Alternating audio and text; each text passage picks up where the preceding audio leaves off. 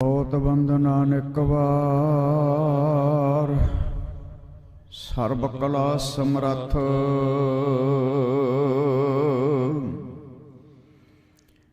ਡੋਲਣ ਤੇ ਰਾਖੋ ਪ੍ਰਭੂ, ਨਾਨਕ ਦੇ ਕਰ ਹੱਥ। ਫਿਰਤ ਫਿਰਤ ਪ੍ਰਭ ਆਇਆ, ਪਰਿਆ ਤਉ ਸਰਨਾਏ। ਨਾਨਕ ਕੀ ਪ੍ਰਭ ਬੇਨਤੀ, ਆਪਣੀ ਭਗਤੀ ਲਾਏ। ਡੰਡੌਤ ਬੰਦਨਾ ਨਿਕ ਵਾਰ, ਸਰਬ ਕਲਾ ਸਮਰੱਥ। ਡੋਲਣ ਤੇ ਰਾਖੋ ਪ੍ਰਭੂ, ਨਾਨਕ ਦੇ ਕਰ ਹੱਥ। ਬਾਣੀ ਗੁਰੂ ਗੁਰੂ ਹੈ ਬਾਣੀ, ਵਿੱਚ ਬਾਣੀ ਅੰਮ੍ਰਿਤ ਸਾਰੇ। ਗੁਰਬਾਣੀ ਕਹੈ ਸੇਵਕ ਜਨ ਮਾਨੈ, ਪਰਤਖ ਗੁਰੂ ਨਿਸਤਾਰੇ। ਗੁਰਬਾਣੀ ਕਹੈ ਸੇਵਕ ਜਨ ਮਾਨੈ, ਪਰਤਖ ਗੁਰੂ ਨਿਸਤਾਰੇ।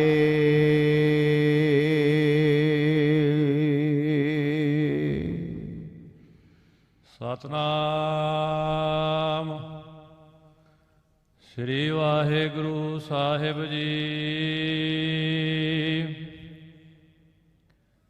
ਤੇਰਸ ਤੇਰਹ ਅਗਮ ਬਖਾਣ,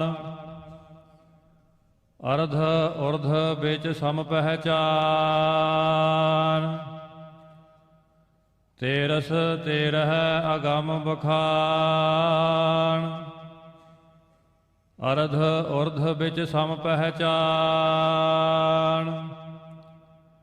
ਨੀਚ ਊਚ ਨਹੀਂ ਮਾਨ ਅਮਾਨ,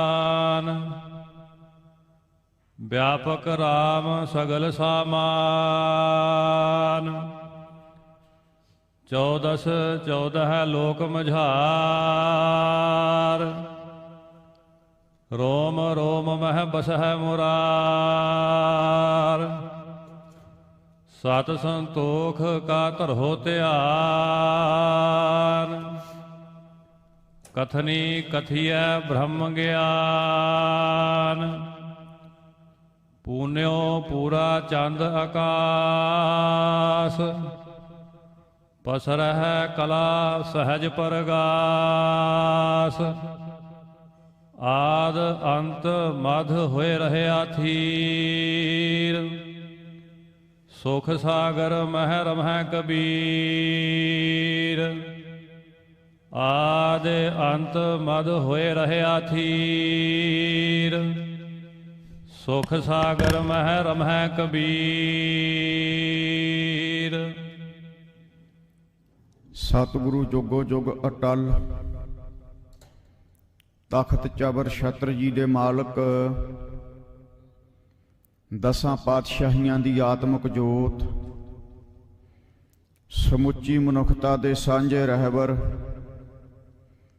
ਸਾਹਿਬ ਸ੍ਰੀ ਗੁਰੂ ਗ੍ਰੰਥ ਸਾਹਿਬ ਸੱਚੇ ਪਾਤਸ਼ਾਹ ਜੀ ਦੀ ਪਾਵਨ ਪਵਿੱਤਰ ਹਜ਼ੂਰੀ 'ਚ ਜੁੜ ਬੈਠੀ ਗੁਰੂ ਰੂਪ ਸਾਰ ਸੰਗਤ ਜੀ, ਆਓ ਕੋਈ ਰਸਨਾ ਬਾਂਝੀ ਨਾ ਰਹਿ ਜਾਵੇ। ਰਸਨਾ ਦੀ ਪਵਿੱਤਰਤਾ ਵਾਸਤੇ ਸਾਰੇ ਆਖੋ ਵਾਹਿਗੁਰੂ ਜੀ ਕਾ ਖਾਲਸਾ, ਵਾਹਿਗੁਰੂ ਜੀ ਕੀ ਫਤਿਹ। ਆਪ ਜੀ ਅੰਮ੍ਰਿਤ ਵੇਲੇ ਦੇ 3:15 ਵਜੇ ਤੋਂ ਲੈ ਕੇ ਨਿਰੰਤਰ ਗੁਰਬਾਣੀ ਦਾ ਜਾਪ, ਆਸਾ ਦੀ ਵਾਰ ਦਾ ਕੀਰਤਨ ਆਪਨੇ ਸਰਵਣ ਕੀਤਾ ਹੈ। ਆਸਾ ਦੀ ਵਾਰ ਦਾ ਅਰਥ ਇੱਕ ਤਾਂ ਇਹ ਹੈ ਜਿਹੜੀਆਂ ਸਾਰੀਆਂ ਇਛਾਵਾਂ ਨੂੰ ਪੂਰਾ ਕਰਨ ਵਾਲੀ ਹੈ। ਇੱਕ ਆਸਾ ਦੀ ਵਾਰ ਦਾ ਅਰਥ ਹੈ ਜਿਹੜੀ ਇਛਾਵਾਂ ਨੂੰ ਵਰਜਣ ਵਾਲੀ ਹੈ। ਜਿਹੜੀਆਂ ਅੰਦਰ ਸਾਡੇ ਮਾੜੀਆਂ ਮੰਦ ਵਾਸ਼ਨਾਵਾਂ ਪੈਦਾ ਹੁੰਦੀਆਂ ਨੇ, ਉਹਨਾਂ ਨੂੰ ਵਰਜਣ ਵਾਲੀ ਆਸਾ ਕੀ ਵਾਰ ਵਰਜ ਦਿੰਦੀ ਹੈ ਤੇ ਇੱਛਾ ਵੀ ਪੂਰੀਆਂ ਕਰਦੀ ਹੈ। ਲੋਕ ਪਰਲੋਕ ਦੇ ਵਿੱਚ ਸੁਖ ਵੀ ਮਿਲਦਾ ਬਾਣੀ ਦੇ ਨਾਲ, ਤੇ ਅੰਦਰ ਜਿਹੜੀਆਂ ਮਾੜੀਆਂ ਇਛਾਵਾਂ ਪੈਦਾ ਹੁੰਦੀਆਂ ਨੇ ਵਿਸ਼ੇ ਵਿਕਾਰ, ਉਹਨਾਂ ਨੂੰ ਗੁਰਬਾਣੀ ਵਰਜਦੀ ਹੈ, ਰੋਕਦੀ ਹੈ। ਗੁਰਬਾਣੀ ਦੀ ਇਹ ਤਾਕਤ ਹੈ ਸਾਧ ਸੰਗਤ ਜੀ। ਗੁਰੂ ਗ੍ਰੰਥ ਸਾਹਿਬ ਸੱਚੇ ਪਾਤਸ਼ਾਹ ਜਾਗ ਦੀ ਜੋਤ ਹਨ। ਕੱਤੇ ਦੀ ਦੂਜ ਵਾਲੇ ਦਿਨ 1708 ਦੇ ਵਿੱਚ ਦਸ਼ਮੇਸ਼ ਪਿਤਾ ਨੇ ਗੁਰੂ ਤਾ ਗੱਦੀ ਦਿੱਤੀ। ਕੱਤਕ ਦੀ ਪੰਚਮੀ ਨੂੰ ਸੱਚਖੰਡ ਗਮਨ ਕੀਤਾ। ਗੁਰੂ ਤਾ ਗੱਦੀ ਦੇਣ ਤੋਂ ਪਹਿਲਾਂ ਇੱਕ ਬਚਨ ਗੁਰੂ ਮਹਾਰਾਜ ਨੇ ਕੀਤਾ, ਆਗਿਆ ਪਈ ਅਕਾਲ ਕੀ ਤਵੀ ਚਲਾਇਓ ਪੰਥ, ਸਭ ਸਿੱਖਣ ਕੋ ਹੁਕਮ ਹੈ ਗੁਰੂ ਮਾਨਿਓ ਗ੍ਰੰਥ। ਜਦੋਂ ਗੁਰੂ ਤਾ ਗੱਦੀ ਦਿੱਤੀ, ਇਹ ਹੁਕਮ ਕੀਤਾ ਖਾਲਸੇ ਨੂੰ ਕਿ ਸਾਡਾ ਹੁਕਮ ਹੈ ਗ੍ਰੰਥ ਨੂੰ ਗ੍ਰੰਥ ਕਰਕੇ ਨਹੀਂ, ਗੁਰੂ ਕਰਕੇ ਮੰਨਣਾ ਹੈ। ਇਸ ਕਰਕੇ ਇਹ ਸਾਰੇ ਜਿਹੜੇ ਦੋਹਰੇ ਆ ਨਾ, ਇਹ ਗੋਹਜ ਪੋਥੀ ਦੇ ਵਿੱਚ ਲਿਖੇ ਹੋਏ ਨੇ। ਗੋਹਜ ਪੋਥੀ ਹਜੂਰ ਸਾਹਿਬ ਪਈ ਹੈ। ਇੱਕ ਭਾਈ ਹਰ ਸਿੰਘ ਹੁੰਦੇ ਸੀਗੇ, ਜਿਹੜੇ ਆਨੰਦਪੁਰ ਤੋਂ ਲੈ ਕੇ ਹਜੂਰ ਸਾਹਿਬ ਤੱਕ ਮਹਾਰਾਜ ਦੇ ਨਾਲ ਗਏ। ਰੋਜ਼ਾਨਾ ਦੇ ਜੀਵਨ ਦੇ ਕੌਤਕ ਡਾਇਰੀ ਲਿਖਿਆ ਕਰਦੇ। ਉਹਨਾਂ ਨੇ ਲਿਖਿਆ ਕਿ ਇਹ ਦੋਹਰਾ ਗੁਰੂ ਗੋਬਿੰਦ ਸਿੰਘ ਪਾਤਸ਼ਾਹ ਦਾ ਹੈ। ਕਈ ਬਾਅਦ ਵਿੱਚ ਇਹਨੂੰ ਗਿਆਨੀ ਗਿਆਨ ਸਿੰਘ ਦਾ ਕਹੀ ਜਾਂਦੇ ਹੈ। ਇਹ ਬਹੁਤ ਵੱਡਾ ਨੁਕਸਾਨ ਆਪਾਂ ਨੇ ਖਾਧਾ ਹੈ। ਇਹ ਸਾਡੇ ਗੁਰੂ ਦਾ ਹੁਕਮ ਹੈ ਕਿ ਗ੍ਰੰਥ ਨੂੰ ਗੁਰੂ ਕਰਕੇ ਮੰਨਣਾ ਹੈ। ਗੁਰੂ ਗ੍ਰੰਥ ਸਾਹਿਬ ਸੱਚੇ ਪਾਤਸ਼ਾਹ, ਸੱਚੇ ਪਾਤਸ਼ਾਹ ਪੰਜਵੇਂ ਜਾਮੇ ਦੇ ਵਿੱਚ ਹੀ ਕਹਿ ਗਏ ਸੀ। ਭਾਈ ਸੰਤੋਖ ਸਿੰਘ ਜੀ ਨੇ ਜ਼ਿਕਰ ਕੀਤਾ ਹੈ, ਸਤਿਗੁਰ ਕੇ ਸਰੀਰ ਹੈ ਜੋ ਸਭ ਥਾਨ ਸਮੇਂ ਸਮਨਾ ਦਰਸੇ ਹੈ। ਗ੍ਰੰਥ ਰੇਦਾ ਗੁਰ ਕੋ ਇਹੋ ਜਾਨੋ ਉਤਮ ਹੈ ਸਭ ਕਾਲ ਰਹੇ ਹੈ। ਕਿ ਜਿਹੜੀ ਦੇਹ ਹੈ, ਸਰੀਰ ਹੈ, ਇੱਕ ਸਮੇਂ ਤੇ ਇੱਕੋ ਹੀ ਜਗ੍ਹਾ ਹੋ ਸਕਦਾ ਹੈ। ਹੁਣ ਆਪਾਂ ਨਾਢਾ ਸਾਹਿਬ ਦੀ ਪਵਿੱਤਰ ਧਰਤੀ ਤੇ ਹਾਂ, ਆਪਣੀ ਦੇਹ ਇੱਥੇ ਹੈ। ਜਿਹੜਾ ਸ਼ਬਦ ਹੈ ਸਰਵ ਵਿਆਪਕ ਹੈ। ਕੀ ਫਿਰ ਮੇਰੇ ਸਿੱਖ ਗੁਰੂ ਹੀ ਲੱਭੀ ਜਾਣਗੇ? ਪੰਜਵੇਂ ਜਾਮੇ 'ਚ ਹੀ ਬਚਨ ਕਹਿ ਦਿੱਤਾ ਸੀ, ਪਾਈਏ ਰੱਬੀ ਬਾਣੀ ਦਾ ਗ੍ਰੰਥ ਦੀ ਜੋ ਅਸੀਂ ਸੰਪਾਦਨਾ ਕੀਤੀ ਹੈ। ਆਉਣ ਵਾਲੇ ਸਮੇਂ ਦੇ ਵਿੱਚ ਭਵਿੱਖਬਾਣੀ ਕਰ ਦਿੱਤੀ ਸੀ, 10ਵੇਂ ਸਰੂਪ ਦੇ ਵਿੱਚ ਗੁਰੂ ਤਾ ਗੱਦੀ ਦਿੰਦੇ ਹੈ। ਇਸ ਕਰਕੇ ਗੁਰੂ ਗ੍ਰੰਥ ਸਾਹਿਬ ਜਾਗ ਦੀ ਜੋਤ ਨੇ। ਗੁਰੂ ਗ੍ਰੰਥ ਸਾਹਿਬ ਦੇ ਵਿੱਚ ਹਰ ਪ੍ਰਸ਼ਨ ਦਾ ਜਵਾਬ ਹੈ। ਗੁਰੂ ਗ੍ਰੰਥ ਸਾਹਿਬ ਦੀ ਬਾਣੀ ਪੜ੍ਹ ਕੇ ਉਹ ਕਿਹੜੀ ਇੱਛਾ ਜਿਹੜੀ ਪੂਰੀ ਨਹੀਂ ਹੁੰਦੀ, ਜਿਹੜਾ ਸ਼ਰਧਾ ਨਾਲ ਪੜ੍ਹੇਗਾ। ਇਹੋ ਲੋਕ ਸੁਖੀਏ ਪ੍ਰਲੋਕ ਸਹੇਲੇ, ਨਾਨਕ ਹਰ ਪ੍ਰਭ ਆਪੇ ਮੇਲੇ। ਲੋਕ ਪ੍ਰਲੋਕ ਦਾ ਸੁਖ ਬਾਣੀ ਪੜ੍ਹ ਕੇ ਪ੍ਰਾਪਤ ਹੁੰਦਾ ਹੈ। ਆਓ ਸਾਧ ਸੰਗਤ, ਥਿੱਥਾਂ ਦੀ ਵਿਚਾਰ ਚੱਲ ਰਹੀ ਹੈ।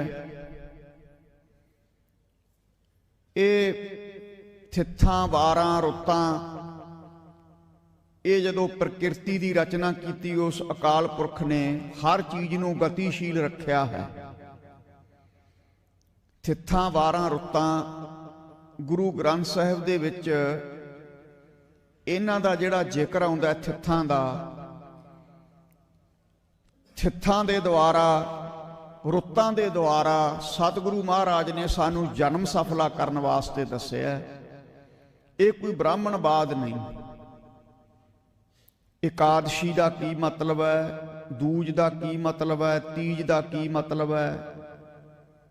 ਫਿਰ ਮਹੀਨੇ 12 ਮਹਾ ਉਚਾਰਨਾ ਕੀਤੀ।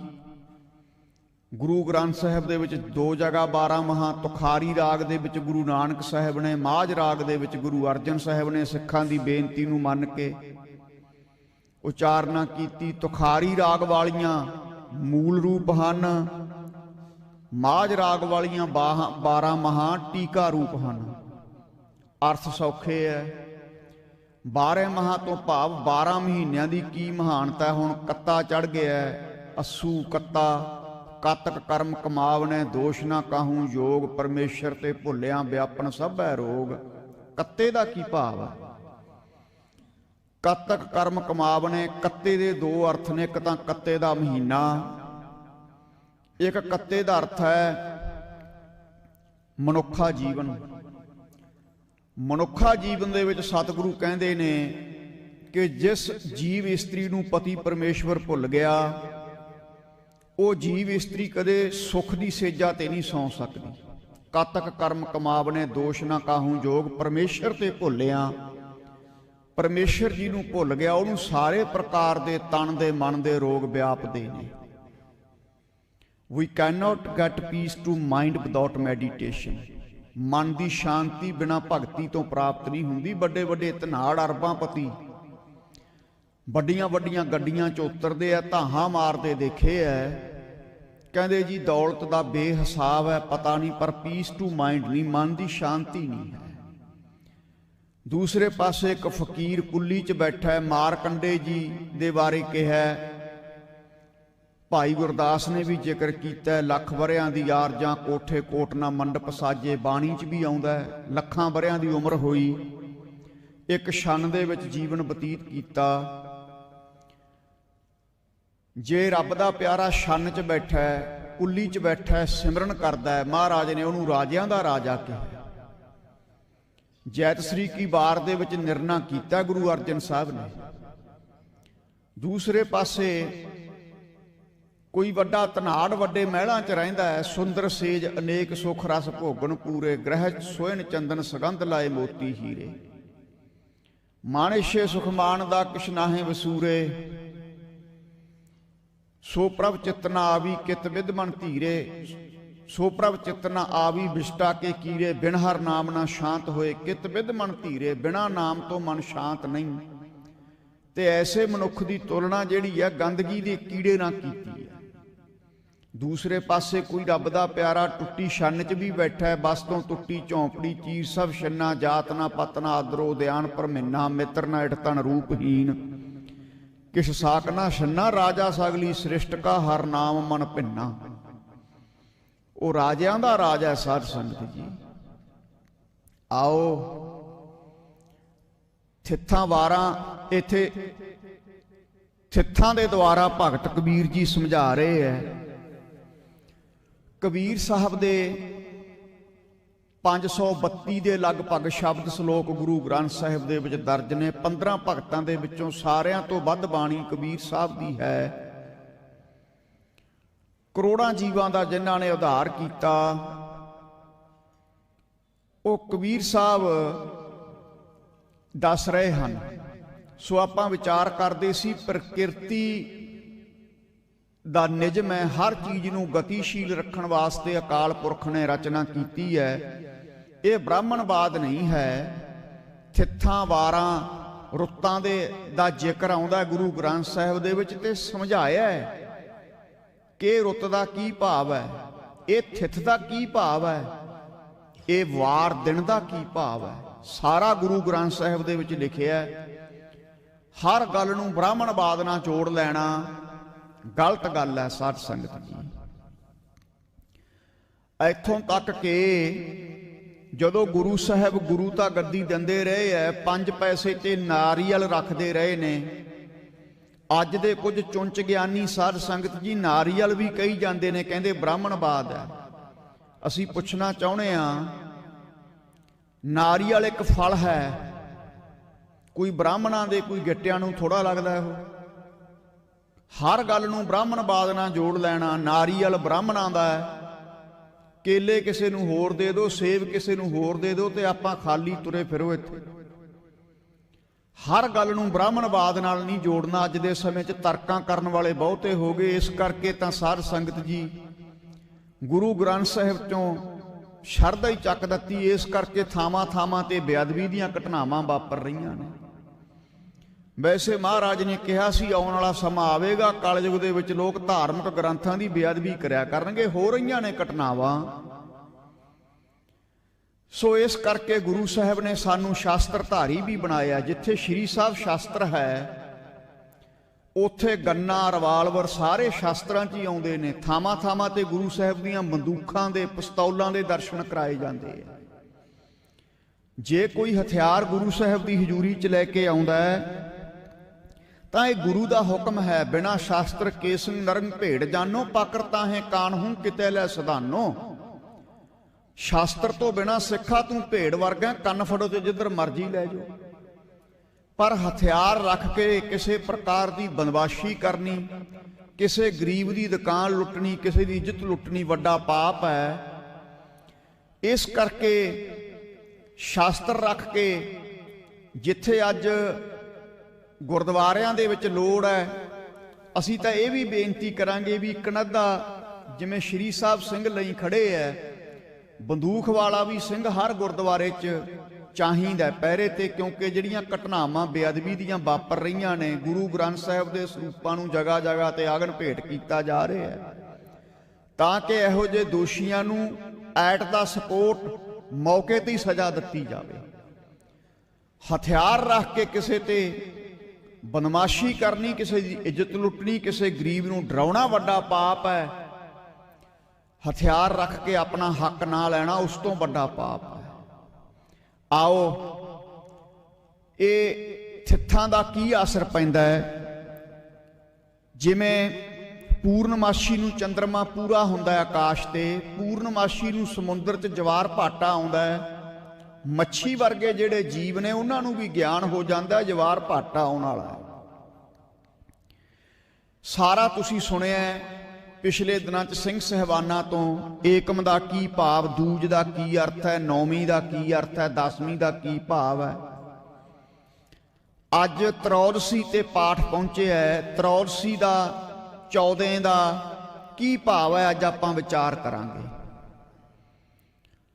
ਸਾਧ ਸੰਗਤ ਜੀ, ਇੱਕ ਪੌਦਾ ਹੈ ਪ੍ਰਕਿਰਤੀ ਨੇ ਪੈਦਾ ਕੀਤਾ, ਉਹਨੂੰ ਗ੍ਰੰਥਾਂ ਦੇ ਵਿੱਚ ਸੋਮਲਤਾ ਵੀ ਕਹਿੰਦੇ ਨੇ, ਕਈ ਜਗ੍ਹਾ ਚੰਦਰਕਾਂਤਾ ਵੀ ਉਹਦਾ ਨਾਂ ਆਉਂਦਾ ਗ੍ਰੰਥਾਂ ਦੇ ਵਿੱਚ। ਉਸ ਪੌਦੇ ਤੇ ਬੜਾ ਇਹਨਾਂ ਥਿੱਥਾਂ ਦਾ ਪ੍ਰਭਾਵ ਪੈਂਦਾ ਹੈ।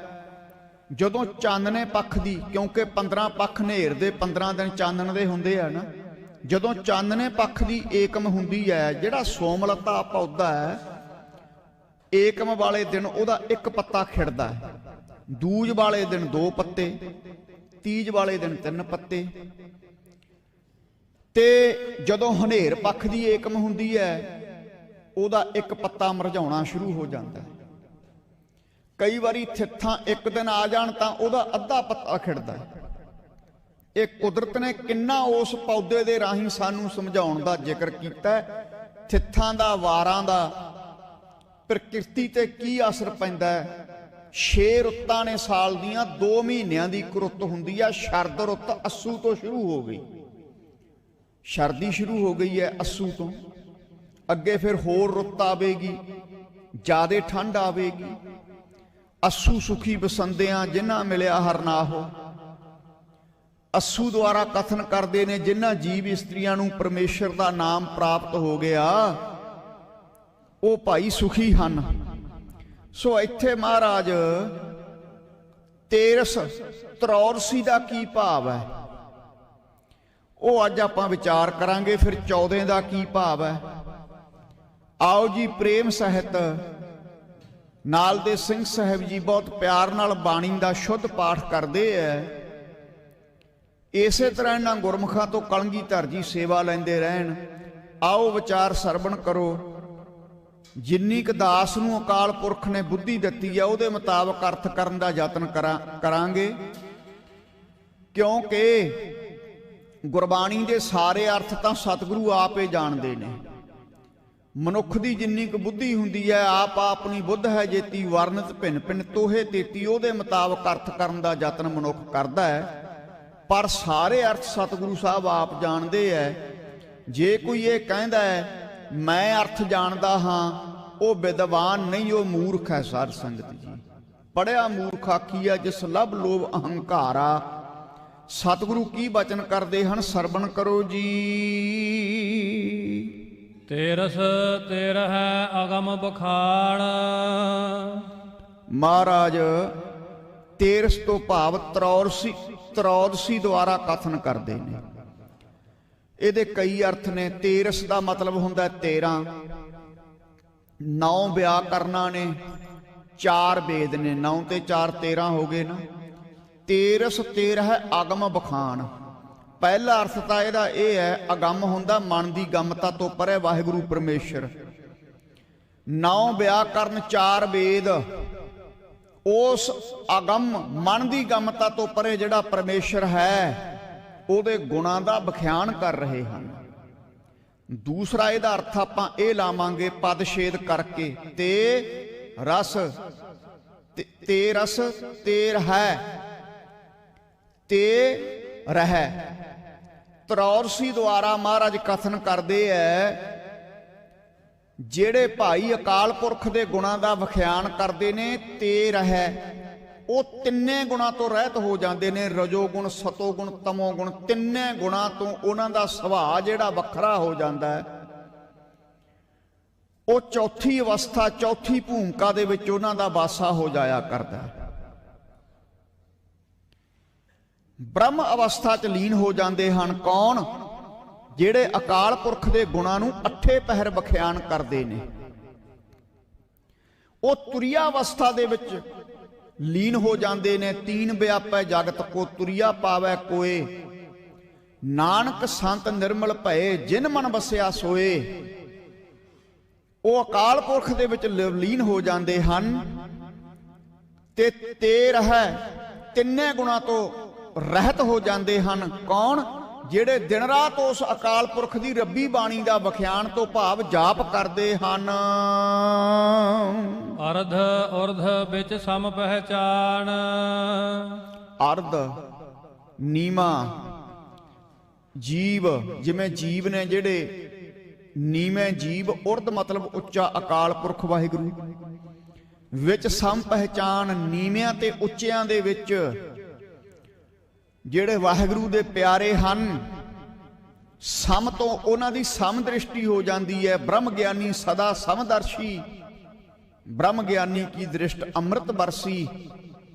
ਅਰਧ ਉਰਧ ਵਿੱਚ ਸਮ ਪਹਿਚਾਨ, ਦਿਨ ਰਾਤ ਵਾਹਿਗੁਰੂ ਦੇ ਗੁਣਾਂ ਦਾ ਵਿਖਿਆਨ ਕਰਨੇ ਕਰਕੇ ਉਹ ਜਿਹੜੇ ਪੁਰਸ਼ ਨੇ ਤੁਰੀਆ ਅਵਸਥਾ ਦੇ ਵਿੱਚ ਨਿਵਾਸ ਕਰ ਲੈਂਦੇ ਐ। ਉੱਚਿਆਂ ਤੇ ਨੀਵਿਆਂ ਦੇ ਵਿੱਚ ਉਹ ਅਕਾਲ ਪੁਰਖ ਦੀ ਜੋਤ ਨੂੰ ਸਮ ਪਹਿਚਾਨ, ਪਛਾਣ ਲੈਂਦੇ ਹਨ। ਉਹਨਾਂ ਦੀ ਸਮਵਿਰਤੀ ਹੋ ਜਾਂਦੀ ਹੈ। ਨੀਚ ਊਚ ਨਹੀਂ ਮਾਨ ਅਮਾਨ। ਉਹਨਾਂ ਨੂੰ ਕਿਸੇ ਨੀਚ ਨਾਲ, ਊਚ ਨਾਲ, ਉੱਚੇ ਨਾਲ ਕੋਈ ਮਤਲਬ ਨਹੀਂ। ਕੋਈ ਮਾਣ ਕਰੇ, ਕੋਈ ਤਿਰਸਕਾਰ ਕਰੇ, ਉਹਨਾਂ ਨੂੰ ਕੋਈ ਫਰਕ ਨਹੀਂ। ਇਹ ਤੁਰੀਆ ਅਵਸਥਾ ਵਾਲੇ ਮਹਾਂਪੁਰਖਾਂ ਦਾ ਜ਼ਿਕਰ ਹੈ। ਆਪਣਾ ਤਾਂ ਜੇ ਕੋਈ ਨਿਰਾਦਰ ਕਰਦੇ ਭੜਕ ਜਾਂਦੇ ਆ, ਜੇ ਕੋਈ ਸਤਿਕਾਰ ਕਰਦੇ ਫੁੱਲੇ ਨਹੀਂ ਸਮਾਉਂਦੇ। ਪਰੰਤੂ ਗੁਰੂ ਤੇਗ ਬਹਾਦਰ ਜੀ ਨੇ ਇੱਕ ਜਗ੍ਹਾ 19 ਨਿਸ਼ਾਨੀਆਂ ਦੱਸੀਆਂ ਨੇ ਬ੍ਰਹਮ ਗਿਆਨੀ ਦੀਆਂ। ਜੋ ਨਰ ਦੁੱਖ ਮਹਿ ਦੁੱਖ ਨਹੀਂ ਮਾਨੈ, ਸੁਖ ਸਨੇਹੋ ਅਰ ਭੈ ਨਹੀਂ ਜਾਕੈ, ਕਾਂਚਨ ਮਾਟੀ ਮਾਨੈ। ਐਸਾ ਮਹਾਂਪੁਰਖ ਜਿਹੜਾ ਦੁੱਖ ਨੂੰ ਦੁੱਖ ਕਰਕੇ ਹੀ ਨਹੀਂ ਮੰਨਦਾ, ਜਿਹਨੂੰ ਦੁੱਖ ਦਾ ਅਭਾਵ ਹੈ, ਤੇ ਸੁੱਖਾਂ ਨਾਲ ਜਿਹਦਾ ਪਿਆਰ ਨਹੀਂ। ਜੇ ਸੁੱਖਾਂ ਦੇ ਨਾਲ ਪਿਆਰ ਹੁੰਦਾ, ਭਾਈ ਤਾਰੂ ਸਿੰਘ ਨੂੰ ਬੜੇ ਲਾਲਚ ਦਿੱਤੇ, ਖੋਪਰ ਨਾ ਲਹਾਉਂਦੇ, ਇਸਲਾਮ ਕਬੂਲ ਕਰ ਲੈਂਦੇ। ਜੇ ਸੁੱਖਾਂ ਨਾਲ ਪਿਆਰ ਹੁੰਦਾ, ਕਲਗੀਧਰ ਜੀ ਆਪਣਾ ਕਿਲਾ ਨਾ ਛੱਡਦੇ ਤੇ ਆਪਣੇ ਪੁੱਤਰ ਨਾ ਵਾਰਦੇ।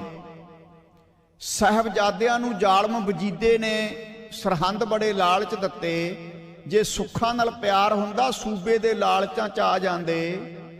ਇਹ ਬ੍ਰਹਮ ਗਿਆਨੀ ਦੀ ਅਵਸਥਾ ਹੈ। ਜੋ ਨਰ ਦੁੱਖ ਮੈਂ ਦੁੱਖ ਨਹੀਂ ਮਾਨੈ, ਦੁੱਖ ਦੇ ਵਿੱਚ ਕੋਈ ਫਰਕ ਨਹੀਂ, ਸੁੱਖਾਂ ਦੇ ਨਾਲ ਪਿਆਰ ਨਹੀਂ, ਸੁਖ ਸਨੇਹੋ ਅਰ ਭੈ ਨਹੀਂ ਜਾਕੇ। ਤੇ ਤੀਜੇ ਨੰਬਰ ਦੀ ਨਿਸ਼ਾਨੀ ਇਹ ਆ, ਉਹਨੂੰ ਕਿਸੇ ਦਾ ਡਰ ਵੀ ਨਹੀਂ। ਸਾਡੇ ਵੱਡੇ ਮਹਾਂਪੁਰਖ ਸੰਤ ਬਾਬਾ ਜਰਨੈਲ ਸਿੰਘ ਖਾਲਸਾ ਭਿੰਡਰਾਂ ਵਾਲੇ, ਜਿਨ੍ਹਾਂ ਦਾ 20-22 ਘੰਟੇ ਦਾ ਸਿਮਰਨ ਸੀ, ਸਿਮਰਨ ਕਰਦੇ ਕਰਦੇ ਸਿਮਰਨ ਦਾ ਹੀ ਰੂਪ ਹੋ ਗਏ। ਦੁਨੀਆ ਦੀਆਂ 3 ਦੇਸ਼ਾਂ ਦੀਆਂ ਆਰਮੀਆਂ, ਰਸ਼ੀਆ, ਇੰਗਲੈਂਡ ਤੇ ਇੰਡੀਆ, ਗੋਡਨੀ ਤੱਕ ਲਵਾ ਦਿੱਤੀ। ਹਕੂਮਤਾਂ ਦੇ ਨਾਲ ਮੱਥਾ ਲਾਉਣਾ ਕਿਤੇ ਸੌਖਾ ਨਹੀਂ ਹੋਇਆ ਕਰਦਾ। ਇੱਕ ਸਿਪਾਹੀ ਆ ਕੇ ਇੱਥੇ ਦਾਬਾ ਮਾਰ ਜੇ ਨਾ, ਇੱਕ ਸਿਪਾਹੀ, ਆਪਾਂ ਨੂੰ ਪਸੀਨਾ ਆ ਜਾਂਦਾ ਹੈ। ਰੀਸਾਂ ਕਰਨ ਵਾਲੇ, ਨਕਲਾਂ ਕਰਨ ਵਾਲੇ ਬੜੇ ਨੇ, ਪਰ ਸੰਤ ਜਰਨੈਲ ਸਿੰਘ ਇੱਕੋ ਹੀ ਹੋਇਆ। ਸਾਧ ਸੰਗਤ ਜੀ, ਘਰ ਘਰ ਦੇ ਵਿੱਚ ਸੰਤ ਜਰਨੈਲ ਸਿੰਘ ਨਹੀਂ ਪੈਦਾ ਹੋ ਸਕਦਾ। ਇਹ ਬੜੀ ਬੰਦਗੀ, ਬੜੀ ਕਮਾਈ, ਬੜੇ ਸਿਮਰਨ ਦੇ ਨਾਲ ਕਿਤੇ ਅਵਸਥਾ ਪ੍ਰਾਪਤ ਹੁੰਦੀ ਹੈ। ਪਤਾ ਨਹੀਂ ਕਿੰਨੇ ਕੁ ਜਨਮਾਂ ਦੀ ਭਗਤੀ ਸੀ। ਘਰ ਘਰ ਦੇ ਵਿੱਚ ਬਾਬਾ ਦੀਪ ਸਿੰਘ ਪੈਦਾ ਨਹੀਂ ਹੋ ਸਕਦਾ। ਇਹ ਮਾਵਾਂ ਬੜਭਾਗੀਆਂ ਨੇ, ਵਿਰਲੀਆਂ ਹਨ।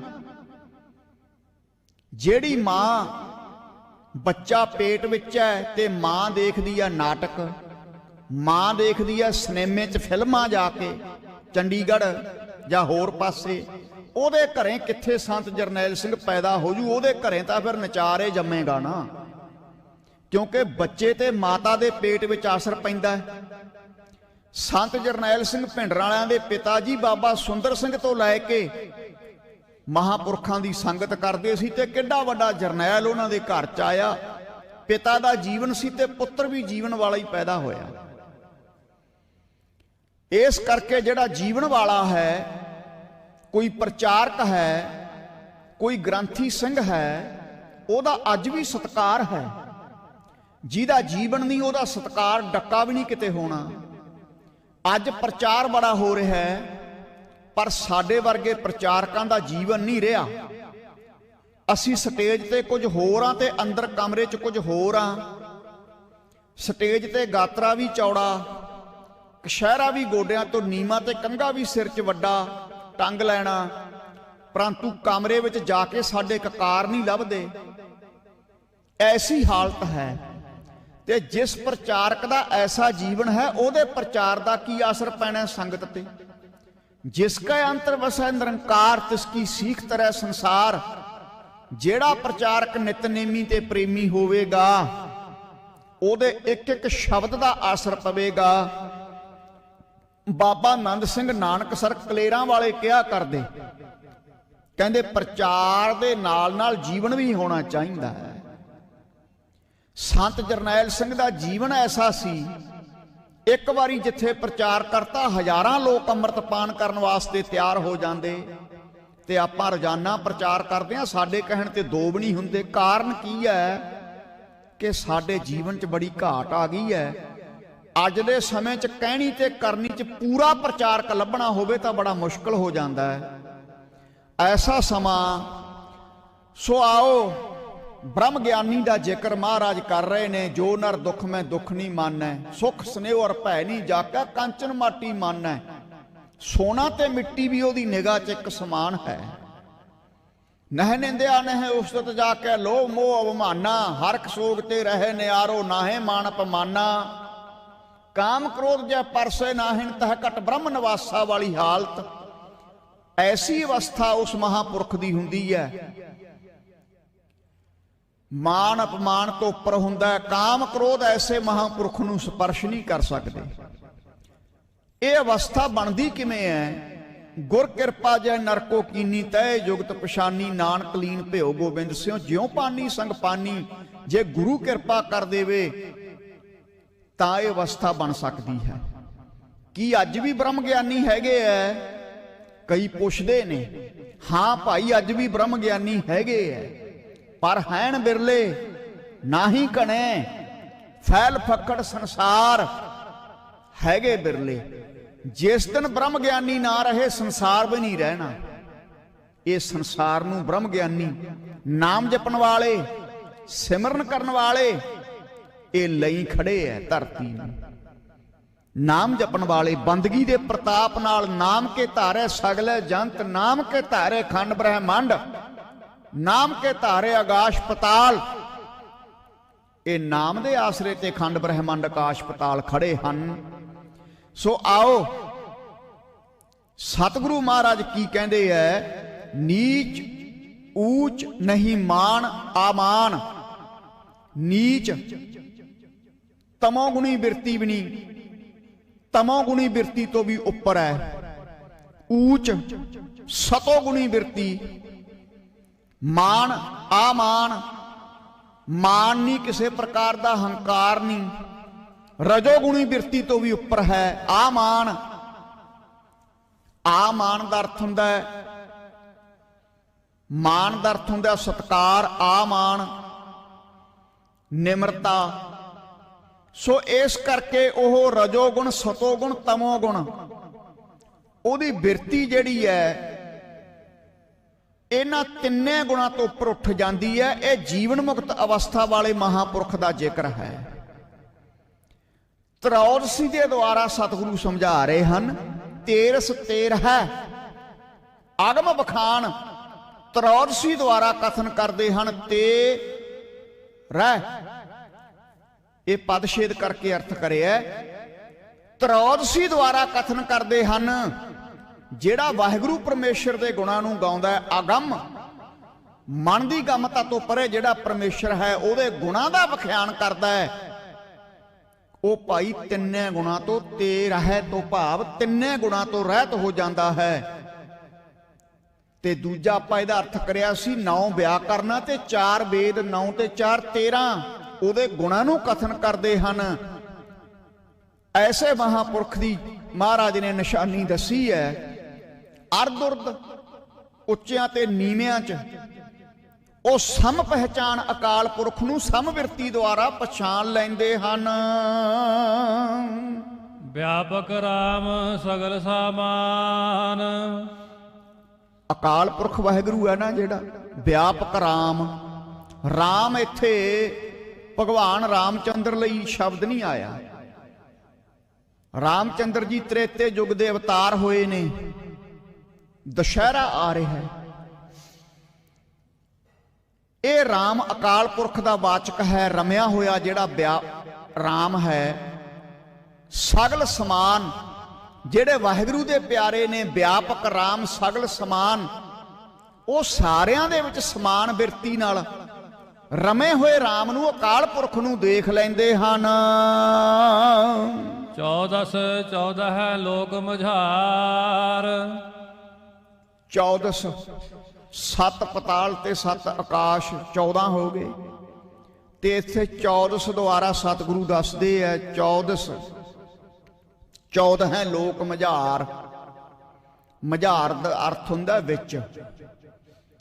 ਜਿੰਨੇ ਲੋਕ ਨੇ ਖੰਡ ਬ੍ਰਹਿਮੰਡ ਹਨ, 7 ਪਤਾਲ 7 ਆਕਾਸ਼ 14 ਲੋਕ, ਇਹਨਾਂ ਦੇ ਵਿੱਚ ਅਕਾਲ ਪੁਰਖ ਵਾਹਿਗੁਰੂ ਸਮਾਇਆ ਹੋਇਆ ਹੈ। ਮਝਾਰ ਦਾ ਅਰਥ ਹੁੰਦਾ ਵਿੱਚ। ਇਹ ਖੰਡਾਂ ਬ੍ਰਹਿਮੰਡਾਂ ਦੇ ਵਿੱਚ ਅਕਾਲ ਪੁਰਖ ਵਾਹਿਗੁਰੂ ਸਮਾਇਆ ਹੋਇਆ ਹੈ। ਐਸੀ ਕੋਈ ਜਗ੍ਹਾ ਨਹੀਂ ਜਿੱਥੇ ਅਕਾਲ ਪੁਰਖ ਵਾਹਿਗੁਰੂ ਨਹੀਂ। ਸਾਰੇ ਲੋਕ ਪ੍ਰਲੋਕ ਇਹ ਸਭ ਖੰਡ ਬ੍ਰਹਿਮੰਡ ਉਹਦੇ ਨਾਮ ਆਸਰੇ ਖੜੇ ਹਨ। ਰੋਮ ਰੋਮ ਮਹਿ ਬਸਹਿ ਮੁਰਾਰ, ਜਿਹੜੇ ਭਾਈ ਸਿਮਰਨ ਕਰਦੇ ਆ, ਬੰਦਗੀ ਕਰਦੇ ਆ, ਉਹਨਾਂ ਦੇ ਰੋਮ ਰੋਮ ਦੇ ਵਿੱਚ ਫਿਰ ਵਾਹਿਗੁਰੂ ਪਰਮੇਸ਼ਰ ਮੁਰਾਰ ਜਿਹੜਾ ਵਸ ਜਾਂਦਾ। ਰੋਮ ਰੋਮ ਮੈਂ ਬਸੈ ਮੁਰਾਰ, ਰੋਮ ਰੋਮ ਦੇ ਵਿੱਚੋਂ ਫਿਰ ਸਿਮਰਨ ਦੀ ਆਵਾਜ਼ ਆਉਂਦੀ ਹੈ। ਰੋਮ ਰੋਮ ਦੇ ਵਿੱਚ ਮੁਰਾਰ ਅਕਾਲ ਪੁਰਖ ਦਾ ਨਾਂ ਹੈ। ਮੁਰਾਰੀ ਅਕਾਲ ਪੁਰਖ ਦੇ ਬੇਅੰਤ ਨਾਮ ਨੇ। ਮੁਰਾਰੀ ਵੀ ਨਾਮ ਹੈ, ਮਧੂਸੂਦਨ ਵੀ ਕਹਿੰਦੇ ਨੇ, ਰਾਮ ਸ਼ਾਮ, ਗੋਬਿੰਦ ਠਾਕੁਰ। ਇੱਕ ਜਗ੍ਹਾ ਕਬੀਰ ਸਾਹਿਬ ਨੇ ਕਿਹਾ, ਸਣਕ ਸਨੰਦ ਮਹੇਸ਼ ਸਮਾਨਾ, ਸੇਖ ਨਾਗ ਤੇਰੋ ਮਰਮ ਨਾ ਜਾਨਾ। ਸਣਕ ਸਨੰਦਨ ਸਨਾਤਨ ਤੇ ਸੰਤ ਕੁਮਾਰ, ਸੇਖ ਨਾਗ ਸੱਪਾਂ ਦਾ ਰਾਜਾ ਮੰਨਿਆ ਹੈ।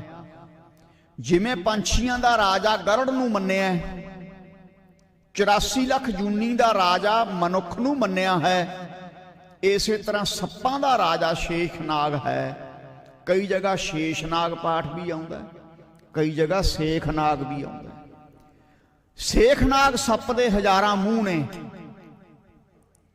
ਕਈ ਮੰਨਦੇ ਨਹੀਂ ਇਹ ਗੱਲ ਨੂੰ ਵੀ ਇੱਕ ਸੱਪ ਦੇ ਇੰਨੇ ਮੂੰਹ ਕਿਵੇਂ ਹੋਣਗੇ। ਆ ਥੋੜਾ ਸਮਾਂ ਪਹਿਲਾਂ ਦੀ ਗੱਲ ਹੈ, 5 ਮੂੰਹਾਂ ਵਾਲਾ ਸੱਪ ਯੂਪੀ ਦੇ ਵਿੱਚ ਨਿਕਲਿਆ ਸੀ। ਇਹ ਕੁਦਰਤ ਹੈ।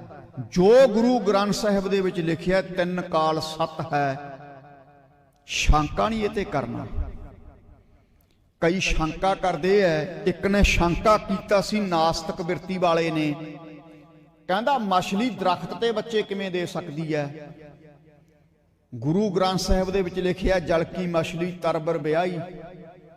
ਥੋੜੇ ਦਿਨਾਂ ਬਾਅਦ ਡਿਸਕਵਰੀ ਚੈਨਲ ਵਾਲਿਆਂ ਨੇ ਸਿੱਧ ਕਰਤਾ ਕਿ ਇੱਕ ਮੱਛੀ ਤਰਬਰ ਨਾਮ ਦਰਖਤ ਤੇ ਬੱਚੇ ਦੇ ਰਹੀ ਹੈ।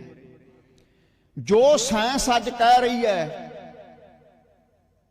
ਸਾਇੰਸ ਜਿੱਥੇ ਖਤਮ ਹੁੰਦੀ ਹੈ ਗੁਰਬਾਣੀ ਉੱਥੋਂ ਸ਼ੁਰੂ ਹੁੰਦੀ ਹੈ।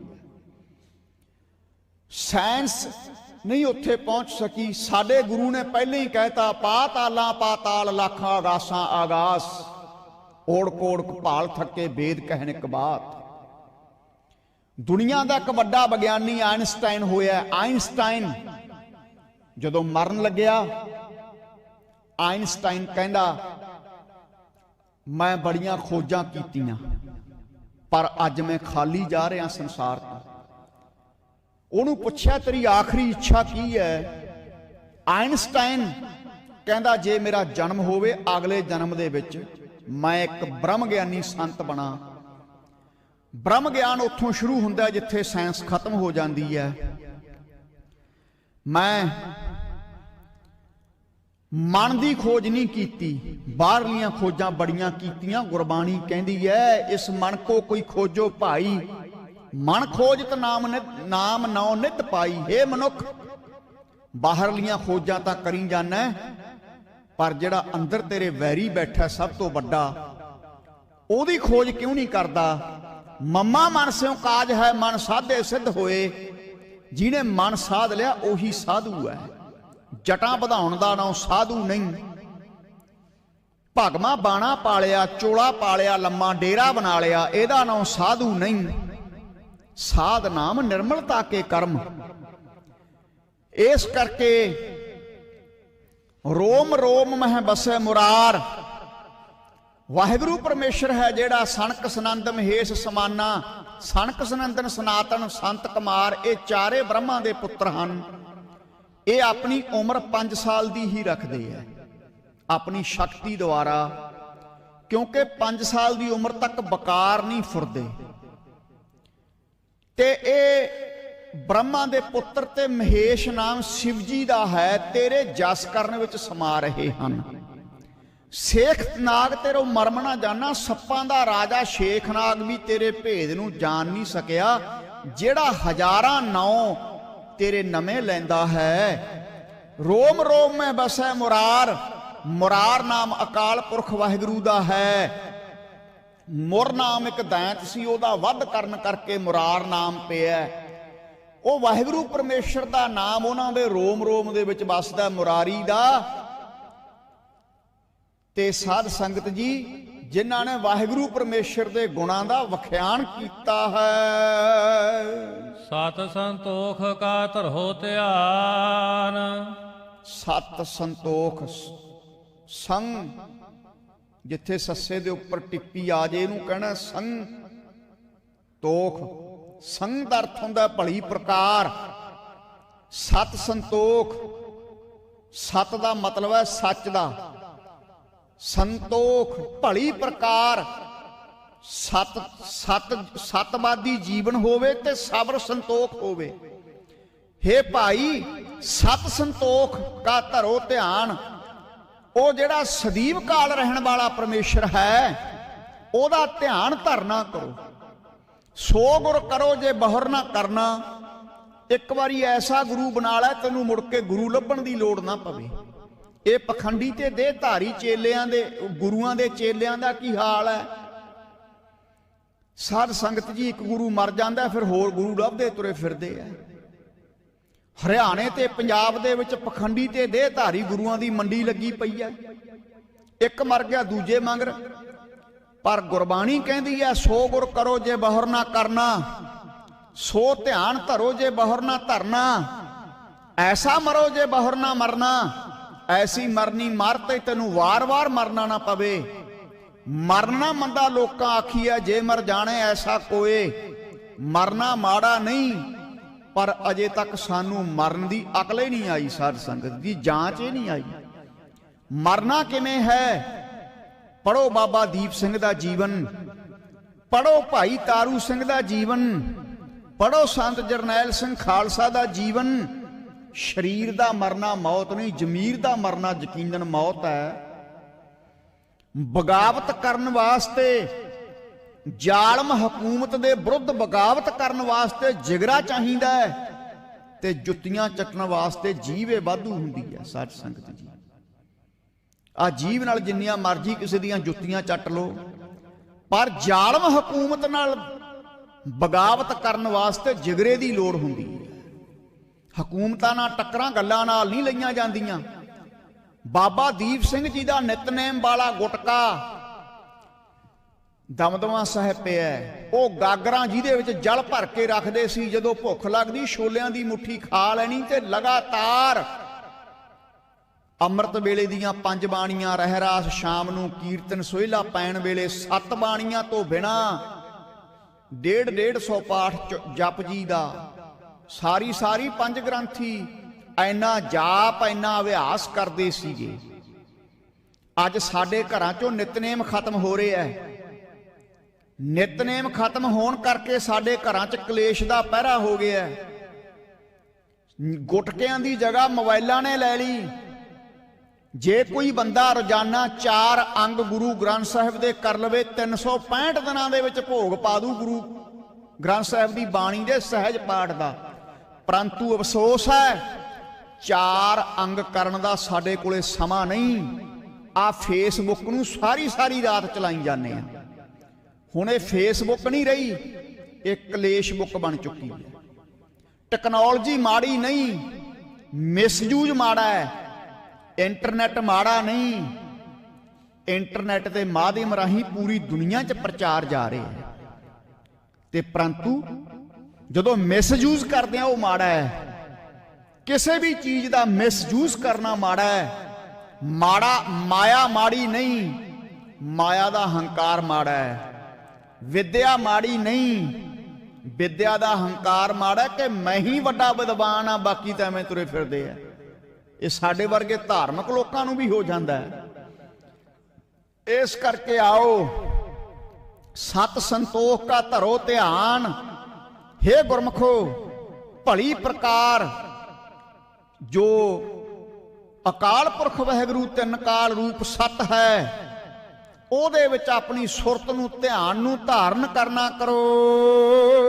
कथनी कथिया ब्रह्म ज्ञान। कथनी कथिया तो भाव कथन करो। ਕਿਹੜੀ कथनी? ब्रह्म ज्ञान। इस अकाल पुरख की रब्बी बाणी का कथन करो, रब्बी बाणी का व्याख्यान करो। आप बाणी पढ़नी, होरां नूं पढ़ाउणी, आप बाणी याद करनी ते होरां नूं कंठ कराउणी। पहले समियां च सिखां दा इहो जिहा जीवन हुंदा सी। आप बाणी पढ़दे, होरां नूं बाणी याद कराया करदे। ऐसा इस करके सुख शांति सी। पहले समियां दे विच घर कच्चे सी, गुरद्वारे कच्चे सी, पर सिखां दे मन पक्के सी। हुण घर पक्के बन गए साडे, करोड़ां दे गुरद्वारे पक्के बन गए, पर साडे मन कच्चे हो गए। इतिहास दसदा है, कलगीधर जी ने जंग दे मैदान विच भी नितनेम नहीं छड्डिया। आसा दी वार कीती। जदों 1984 जून दे महीने अटैक होया, उपरों बंब डिग रहे है, ते गुरु के प्यारे खालसे बाबा जरनैल सिंह जंग दे मैदान विच 5 बाणियां दा नितनेम कर रहे हैं। एक किस वास्ते पूरने पाए? साडे कलयुगी जीवां लई कि सिखा जिन्ना मर्जी तेरे ते औखा समा आ जावे, नितनेम ना छड्डी। उन्होंने तो जंग दे मैदान च नितनेम नहीं छड्डिया।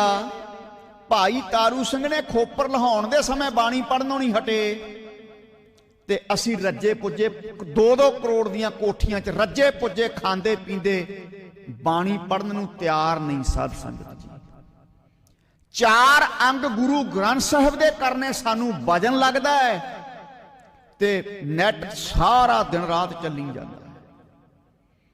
ਇਸ ਕਰਕੇ ਆਓ, ਇਸੇ ਕਰਕੇ ਮਹਾਰਾਜ ਕਹਿੰਦੇ ਨੇ ਭਲੀ ਪ੍ਰਕਾਰ ਨਾਮ ਦੇ ਵਿੱਚ ਧਿਆਨ ਨੂੰ ਜੋੜਨਾ ਕਰ। ਕਥਨੀ ਕਥੀਐ, ਕਥਨੀ ਤੇਰੀ ਕਥਨੀ ਜਿਹੜੀ ਹੈ ਨਾ, ਕਹਿਣੀ ਤੇ ਕਰਨੀ ਇੱਕ ਹੋਵੇ ਤੇਰੀ। ਬ੍ਰਹਮ ਗਿਆਨ, ਉਸ ਅਕਾਲ ਪੁਰਖ ਦੇ ਬ੍ਰਹਮ ਗਿਆਨ ਨੂੰ ਕਥਨਾ ਕਰ। ਪੁਨਿਓ ਪੂਰਾ ਚੰਦ ਆਕਾਸ। ਅੱਗੇ ਪੂਰਨਮਾਸ਼ੀ ਦਾ ਜ਼ਿਕਰ ਕਰਦੇ ਨੇ। ਪੁਨਿਓ, ਪੂਰਨਮਾਸ਼ੀ ਦਾ ਕੀ ਜ਼ਿਕਰ ਹੈ? ਆ ਮਹਾਰਾਜ ਦੱਸ ਰਹੇ ਆ 344 ਅੰਗ ਤੇ। ਪੂਰਨਮਾਸ਼ੀ ਤੋਂ ਭਾਵ ਉਦੋਂ ਚੰਦਰਮਾ ਆਕਾਸ਼ ਵਿੱਚ ਪੂਰਾ ਹੁੰਦਾ ਜਿਸ ਦਿਨ ਪੂਰਨਮਾਸ਼ੀ ਹੁੰਦੀ ਹੈ। ਪੁਨਿਓ ਪੂਰਾ ਚੰਦ ਆਕਾਸ਼, ਚੰਦਰਮਾ ਪੂਰਾ ਹੁੰਦਾ ਹੈ ਤੇ ਚੰਦਰਮਾ ਦੀਆਂ ਕਿਰਨਾਂ ਧਰਤੀ ਤੇ ਪ੍ਰਕਾਸ਼ ਪਾ ਰਹੀਆਂ ਹੁੰਦੀਆਂ ਨੇ। ਪੁਨਿਓ ਪੂਰਾ ਚੰਦ ਆਕਾਸ਼, ਪੂਰਨਮਾਸ਼ੀ ਵਾਲੇ ਦਿਨ ਚੰਦਰਮਾ ਆਕਾਸ਼ ਤੇ ਗਗਨ ਤੇ ਪੂਰਾ ਛਾਇਆ ਹੁੰਦਾ ਹੈ। ਇਸੇ ਤਰ੍ਹਾਂ ਭਾਈ ਸਾਧ ਸੰਗਤ ਜੀ, ਜਦੋਂ ਪੂਰੇ ਅਧਿਕਾਰੀ ਨੂੰ ਪੂਰਾ ਗੁਰੂ ਮਿਲ ਜਾਵੇ ਤਾਂ ਪੁੰਨਿਆਂ ਦੀ ਤਰ੍ਹਾਂ ਹੈ ਉਹ।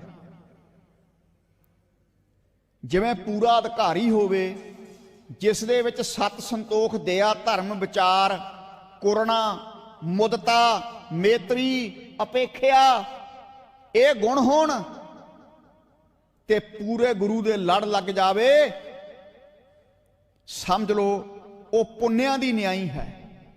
5 ਕਰਮ ਇੰਦਰੇ ਹਨ, 5 ਗਿਆਨ ਇੰਦਰੇ ਨੇ, 10 ਹੋ ਗਏ, 4 ਅੰਤਸ਼ਕਰਨ 14 ਤੇ ਫਿਰ ਮਨ ਨੂੰ ਵਸ ਵਿੱਚ ਕਰਨਾ। ਸੋ ਜਦੋਂ ਪੂਰੇ ਅਧਿਕਾਰੀ ਨੂੰ ਪੂਰਨ ਗੁਰੂ ਮਿਲ ਜਾਵੇ ਤਾਂ ਉਹ ਸਮਾਂ ਪੁੰਨਿਆਂ ਦੀ ਤਰ੍ਹਾਂ ਸਮਝਣਾ ਚਾਹੀਦਾ ਹੈ, ਕਿਉਂਕਿ ਪੂਰਨਮਾਸ਼ੀ ਦੀ ਰਾਤ ਨੂੰ ਚੰਦਰਮਾ ਪੂਰੇ ਆਕਾਸ਼ ਤੇ ਛਾਇਆ ਹੁੰਦਾ ਹੈ। ਪਸਰਹਿ ਕਲਾ ਸਹਜ ਪ੍ਰਗਾਸ। ਸਹਿਜ ਤੋਂ ਭਾਵ ਸੁਤੇ ਸਿੱਧ, ਪਸ ਰਹਿ ਕਲਾ, ਕਲਾ ਤੋਂ ਭਾਵ ਉਹਦੀਆਂ ਕਿਰਨਾਂ ਸੁਤੇ ਸਿੱਧ ਪ੍ਰਕਾਸ਼ ਕਰਦੀਆਂ ਨੇ। ਇਸੇ ਤਰ੍ਹਾਂ ਜਦੋਂ ਪੂਰੇ ਅਧਿਕਾਰੀ ਨੂੰ ਪੂਰਨ ਗੁਰੂ ਮਿਲ ਗਿਆ, ਪੂਰਨ ਗੁਰੂ ਕਿਵੇਂ ਮਿਲਦਾ ਹੈ? ਅੰਮ੍ਰਿਤ ਪਾਨ ਕਰਨਾ, 5 ਪਿਆਰਿਆਂ ਤੋਂ ਨਾਮ ਲੈਣਾ, ਫੇਰ ਗੁਰੂ ਵਾਲਾ ਮੰਨਿਆ ਜਾਂਦਾ ਵੀ ਬਣ ਗਿਆ। ਕਈ ਦੇਖੇ ਨੇ ਵੱਡੇ ਵੱਡੇ ਅਹੁਦਿਆਂ ਤੇ ਵੀ ਹੁੰਦੇ ਐ, ਵੱਡੇ ਵੱਡੇ ਧਾਰਮਿਕ ਆਗੂ ਵੀ ਅਖਵਾਉਂਦੇ ਆਪਦੇ ਆਪ ਨੂੰ, ਪਰ ਨਾ ਤਾਂ ਆਪ ਅੰਮ੍ਰਿਤ ਛਕਿਆ ਹੁੰਦਾ ਨਾ ਪਰਿਵਾਰ ਨੂੰ ਛਕਾਇਆ ਹੁੰਦਾ। ਨਹੀਂ ਸਾਧ ਸੰਗਤ ਜੀ, ਕੀ ਅਸਰ ਪਵੇਗਾ? ਜਿਹੜਾ ਆਗੂ ਆਪ ਅੰਮ੍ਰਿਤ ਧਾਰੀ ਨਹੀਂ ਤੇ ਪਰਿਵਾਰ ਨੂੰ ਅੰਮ੍ਰਿਤ ਨਹੀਂ, ਸਭ ਤੋਂ ਪਹਿਲਾਂ ਪ੍ਰਚਾਰ ਸਾਨੂੰ ਆਪਣੇ ਘਰ ਤੋਂ ਸ਼ੁਰੂ ਕਰਨਾ ਚਾਹੀਦਾ। ਹੁਣ ਅਸੀਂ ਪ੍ਰਚਾਰ ਕਰ ਰਹੇ ਹਾਂ, ਜੇ ਸਾਡਾ ਆਪਣਾ ਪਰਿਵਾਰ ਅੰਮ੍ਰਿਤ ਧਾਰੀ ਨਹੀਂ ਤੇ ਕੀ ਕਿਸੇ ਤੇ ਅਸਰ ਪਵੇਗਾ? ਤੁਸੀਂ ਕਹੋਗੇ ਜੀ ਪਹਿਲਾਂ ਆਪਣਾ ਨੂੰ ਤੇ ਅੰਮ੍ਰਿਤ ਛਕਾ ਲਓ। ਐਸਾ ਸਾਡਾ ਹਾਲ ਹੈ ਸਾਧ ਸੰਗਤ ਜੀ। ਕਈ ਦੇਖਿਆ ਸਾਡੀਆਂ ਬੀਬੀਆਂ ਭੈਣਾਂ ਅੰਮ੍ਰਿਤ ਵੀ ਛਕਿਆ ਤੇ ਕੰਨਾਂ 'ਚ ਕਾਂਟੇ ਵੀ ਪਾਏ ਨੇ, ਹੱਥਾਂ 'ਚ ਛਾਂਪਾਂ ਵੀ ਪਾਈਆਂ ਨੇ। ਕੀ ਫਾਇਦਾ ਅੰਮ੍ਰਿਤ ਛਕਣ ਦਾ? ਜੇ ਅੰਮ੍ਰਿਤ ਛਕਣਾ ਕੇਵਲ ਸ਼੍ਰੀ ਸਾਹਿਬ ਹੀ ਸਭ ਤੋਂ ਵੱਡਾ ਗਹਿਣਾ ਹੈ। ਕੋਈ ਨੱਕ ਕੰਨ ਨਹੀਂ ਵਿੰਨਣਾ, ਕੋਈ ਛਾਂਪ ਛੱਲਾ ਨਹੀਂ ਪਾਉਣਾ। ਇਹ ਮਨ ਮਤ ਹੈ। ਹੋ ਸਕਦਾ ਕਈਆਂ ਨੂੰ ਇਹ ਪ੍ਰਚਾਰ ਪਸੰਦ ਨਾ ਆਵੇ, ਕਿਉਂਕਿ ਪ੍ਰਚਾਰ ਵੀ ਅਸੀਂ ਚਾਹੁੰਦੇ ਹਾਂ ਕੋਈ ਐਦਾਂ ਦਾ ਆਵੇ ਸਾਡੇ ਮੁਤਾਬਕ ਪ੍ਰਚਾਰ ਕਰੇ, ਮਨ ਮਰਜ਼ੀ ਦਾ। ਸਾਰਾ ਮੇਕਅਪ ਵੀ ਕਰ ਲੈਣਾ। ਦੇਖਿਆ ਕਈ ਬੀਬੀਆਂ, ਕੀ ਫਾਇਦਾ ਸਾਧ ਸੰਗਤ? ਇਹਦੇ ਨਾਲੋਂ ਚੰਗਾ ਅੰਮ੍ਰਿਤਪਾਨ ਨਾ ਕਰੋ। ਜੇ ਅੰਮ੍ਰਿਤਪਾਨ ਕਰਨਾ ਤਾਂ ਮਰਿਆਦਾ ਪੂਰੀ ਰੱਖਣੀ ਹੈ, ਪੂਰੀ ਮਰਿਆਦਾ। ਤੇ ਸਾਧ ਸੰਗਤ ਜੀ, ਸਿੱਖ ਦਾ ਗਹਿਣਾ ਸ਼੍ਰੀ ਸਾਹਿਬ ਹੈ। ਨਾਮ ਤੋਂ ਵੱਡਾ ਕਿਹੜਾ ਗਹਿਣਾ ਹੈ? ਇਹ ਗਹਿਣੇ ਇੱਥੇ ਹੀ ਰਹਿ ਜਾਣਗੇ, ਨਾਮ ਰੂਪੀ ਗਹਿਣਾ ਨਾਲ ਜਾਵੇਗਾ, ਨਾਮ ਰੂਪੀ ਗਹਿਣਾ। ਇਸ ਕਰਕੇ ਭਾਈ ਗੁਰਬਾਣੀ ਦਾ ਬਚਨ ਹੈ, ਜਿੱਥੇ ਹੱਥ ਨਾ ਅਪੜੈ ਕੂਕ ਨਾ ਸੁਣੀਐ ਪੁਕਾਰ, ਉੱਥੇ ਸਤਿਗੁਰ ਬੇਲੀ ਹੋਵੇ ਕੱਢ ਲੈ ਅੰਤੀ ਬਾਰ। ਜਿੱਥੇ ਕੋਈ ਹੱਥ ਨਹੀਂ ਅਪੜਦਾ, ਕੋਈ ਕੂਕ ਪੁਕਾਰ ਨਹੀਂ ਸੁਣਦਾ, ਉੱਥੇ ਜੇ ਸਤਿਗੁਰੂ ਨੂੰ ਤੁਸੀਂ ਯਾਦ ਕਰੋਗੇ, ਸਤਿਗੁਰੂ ਬੇਲੀ ਭਾਵ ਮਿੱਤਰ ਹੋ ਕੇ ਤੁਹਾਡੀ ਸਹਾਇਤਾ ਕਰੇਗਾ। ਸੰਸਾਰ ਦੇ ਲੋਕ ਤਾਨਾ ਮਾਰ ਦੇਣਗੇ, ਮਿਹਣਾ ਮਾਰ ਦੇਣਗੇ, ਮੈਂ ਤੇਰੀ ਮਦਦ ਕੀਤੀ ਹੈ, ਪਰ ਅਕਾਲ ਪੁਰਖ ਵਾਹਿਗੁਰੂ ਕਰੇ ਤਾਨਾ ਮਿਹਣਾ ਨਹੀਂ ਮਾਰੇਗਾ। ਇਸ ਕਰਕੇ ਆਓ ਸੰਸਾਰ ਦੇ ਲੋਕਾਂ ਦਾ ਖਹਿੜਾ ਛੱਡ ਕੇ ਕਿਸੇ ਮਨੁੱਖ ਦਾ ਆਸਰਾ ਨਾ ਤੱਕੋ, ਕੇਵਲ ਤੇ ਕੇਵਲ ਗੁਰੂ ਕੀ ਬਾਣੀ ਦਾ ਓਟ ਆਸਰਾ ਤੱਕੋ। ਜਾ ਕੋ ਮੁਸ਼ਕਲਤ ਬਣੇ ਢੋਈ ਕੋਏ ਨਾ ਦੇ, ਲਾਗੂ ਹੋਏ ਦੁਸ਼ਮਣਾ ਸਾਖ ਵੈ ਭੱਜ ਖਲੇ, ਸਭੋ ਭਜੈ ਆਸਰਾ ਚੂਕੈ ਸਭ ਸਰਾਓ, ਚਿਤ ਆਵੇ ਉਸ ਪਾਰ ਬ੍ਰਹਮ ਲੱਗੇ ਨਾ ਤੱਤੀ ਬਾਓ। ਸਮਾਂ 5 ਮਿੰਟ ਰਹਿ ਗਏ ਹੈ। Time and tide wait for none. ਸਮਾਂ ਤੇ ਸਮੁੰਦਰ ਦੀਆਂ ਲਹਿਰਾਂ ਕਿਸੇ ਦਾ ਇੰਤਜ਼ਾਰ ਨਹੀਂ ਕਰਦੀਆਂ। Hold the Guru Granth, obey the Guru Granth, because it is the visible body of the Guru. Guru Granth Sahib ਦੇ ਲੜ ਲੱਗੋ, ਗੁਰੂ ਗ੍ਰੰਥ ਸਾਹਿਬ ਦਾ ਨਾਮ ਰੂਪੀ ਪੱਲਾ ਫੜੋ। ਕਿਉਂ? ਕਿਉਂਕਿ ਵਿਜ਼ੀਬਲ ਬੋਡੀ ਆਫ ਦਾ ਗੁਰੂ ਭਾਵ ਜਾਗਦੀ ਜੋਤ ਨੇ। ਇਸ ਕਰਕੇ ਆਓ ਸਤਿਗੁਰੂ ਕਿਰਪਾ ਕਰਨ, ਪਸ ਰਹਿ ਕਲਾ ਸਹਿਜ ਪ੍ਰਕਾਸ਼ ਪ੍ਰਗਾਸ, ਸੁਤੇ ਸਿੱਧੋ ਦੀਆਂ ਕਿਰਨਾਂ ਪੈਂਦੀਆਂ ਨੇ। ਇਸੇ ਤਰ੍ਹਾਂ ਜਦੋਂ ਪੂਰਾ ਗੁਰੂ ਧਾਰਨ ਕਰ ਲਿਆ, ਗੁਰੂ ਦਾ ਕੀ ਅਰਥ ਹੈ? ਗੂ ਨਾਮ ਹਨੇਰੇ ਦਾ ਹੈ, ਰੂ ਨਾਮ ਪ੍ਰਕਾਸ਼ ਦਾ ਹੈ। ਜਿਹੜਾ ਸਿੱਖ ਦੇ ਅੰਦਰੋਂ ਅਗਿਆਨਤਾ ਦਾ ਹਨੇਰਾ ਕੱਢ ਕੇ ਗਿਆਨ ਦਾ ਪ੍ਰਕਾਸ਼ ਕਰ ਦੇਵੇ, ਉਹਨੂੰ ਕਹਿੰਦੇ ਨੇ ਗੁਰੂ। 5 ਪ੍ਰਕਾਰ ਦੇ ਗੁਰੂ ਦੱਸੇ ਆ ਗ੍ਰੰਥਾਂ 'ਚ। ਕੱਚਾ ਗੁਰੂ, ਅੰਨਾ ਗੁਰੂ, ਵਿਦਵਾਨ ਗੁਰੂ, ਅਵਧੂਤ ਗੁਰੂ, 5ਵੇਂ ਨੰਬਰ ਤੇ ਸਮਰੱਥ ਗੁਰੂ। ਕੱਚੇ ਗੁਰੂ ਬੜੇ ਆ ਸਿਰਸੇ ਵਾਲੇ ਵਰਗੇ ਪਖੰਡੀ। ਕੱਚਾ ਗੁਰੂ, ਅੰਨਾ ਗੁਰੂ, ਜਿਹੜਾ ਆਪ ਅੰਨਾ ਕਿਸੇ ਨੂੰ ਕੀ ਰਾਹ ਪਾ ਦੂ। ਵਿਦਵਾਨ ਗੁਰੂ, ਵਿਦਵਾਨ ਉਹਦੇ ਪੱਲੇ ਵਿਦਿਆ ਤਾਂ ਹੈ, ਗ੍ਰੰਥ ਪੜ੍ਹਦਾ ਹੈ, ਪਰ ਨਾਮ ਦੀ ਕਮਾਈ ਨਹੀਂ। ਉਹਨੂੰ ਕਹਿੰਦੇ ਨੇ ਕੱਲਾ ਵਿਦਵਾਨ। ਇੱਕ ਹੁੰਦਾ ਕੱਲਾ ਵਿਦਵਾਨ, ਗ੍ਰੰਥ ਪੜ੍ਹ ਲੈ ਗਿਆਨੀ ਬਣ ਗਿਆ। ਅੱਜ ਗਿਆਨੀ ਮਿਲ ਜਾਣਗੇ, ਪਰ ਬ੍ਰਹਮ ਗਿਆਨੀ ਕੋਈ ਬਿਰਲਾ ਹੀ ਮਿਲੂਗਾ। ਨਾਲ ਨਾਲ ਗਿਆਨੀ ਤੇ ਫਿਰ ਬ੍ਰਹਮ ਗਿਆਨੀ, ਇਹ ਗੁਣ ਸੀਗਾ ਸੰਤ ਬਾਬਾ ਗੁਰਬਚਨ ਸਿੰਘ ਖਾਲਸਾ ਭਿੰਡਰਾਂ ਵਾਲਿਆਂ 'ਚ, ਇਹ ਦਮਦਮੀ ਟਕਸਾਲ ਦੇ ਮਹਾਂਪੁਰਖਾਂ 'ਚ ਇਹ ਗੁਣ ਸੀ। ਸੰਤ ਕਰਤਾਰ ਸਿੰਘ, ਸੰਤ ਜਰਨੈਲ ਸਿੰਘ, ਗਿਆਨੀ ਵੀ ਤੇ ਬ੍ਰਹਮ ਗਿਆਨ ਵੀ ਉਹਨਾਂ ਨੇ ਪਾਇਆ ਹੋਇਆ ਸੀ। ਆਓ ਪੜਿਆ ਹੋਵੇ ਤੇ ਕੜਿਆ ਵੀ ਹੋਵੇ, ਵਿਚਾਰ ਤੇ ਗਿਰੀ ਧਾਤੂ ਤੋਂ ਗੁਰੂ ਸ਼ਬਦ ਬਣਿਆ। ਗਿਰੀ ਨਾਮ ਪਹਾੜ ਦਾ ਹੈ, ਜਿਵੇਂ ਪਹਾੜ ਅਚਲ ਹੈ, ਗੁਰੂ ਵੀ ਅਚਲ ਹੈ, ਚਲਾਏਮਾਨ ਨਹੀਂ। ਇਸ ਕਰਕੇ ਭਾਈ ਜਿਵੇਂ ਚੰਦਰਮਾ ਦੀਆਂ ਕਿਰਨਾਂ ਪੈਣ ਕਰਕੇ ਫਲ ਪੱਕਦੇ ਐ, ਇਸੇ ਤਰ੍ਹਾਂ ਜਦੋਂ ਗੁਰੂ ਦੀਆਂ ਗਿਆਨ ਰੂਪੀ ਕਿਰਨਾਂ ਸਾਡੇ ਹਿਰਦੇ ਤੇ ਪੈਂਦੀਆਂ ਨੇ ਨਾਮ ਦੀਆਂ, ਤਾਂ ਸਾਡੇ ਹਿਰਦੇ ਦਾ ਅਗਿਆਨਤਾ ਦਾ ਹਨੇਰਾ ਕੱਟਿਆ ਜਾਂਦਾ ਹੈ। ਆਦ ਅੰਤ ਮਧ ਹੋਏ ਰਹਿਆ ਥੀਰ।